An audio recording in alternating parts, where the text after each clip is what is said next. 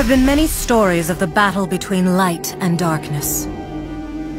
The first was of twin gods, Ahriman and Ormazd, born of darkness, born of light. Two balances on the scales of life.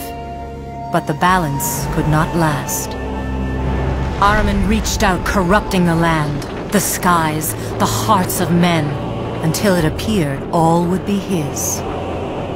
The smaller the light became, the brighter it shone, and Ormazd pushed the shadow back, forcing Ahriman into a prison, into the Tree of Life. For generations, Ormazd's chosen, the Ura, have guarded the tree, while they and the war they fought have passed from history to legend. Leader of a forgotten people, holder of a dying faith, the legacy of the Ura rests in the hands of Elika. But the destiny of all lies in the hands of another.